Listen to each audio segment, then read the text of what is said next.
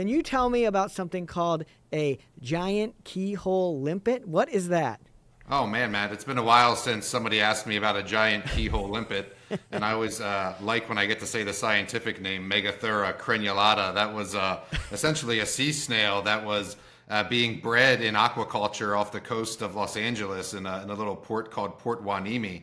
And the reason I was interested in that and actually made a lot of money in that stock for my subscribers about 10 or 12 years ago was they were extracting the blood of these limpets and they were using it as an adjuvant, which is sort of an ingredient that the medical community adds to vaccines to boost the immuno response. And typically they use sheep's blood or some other substance, but for certain vaccines, only this keyhole limpet's blood would do.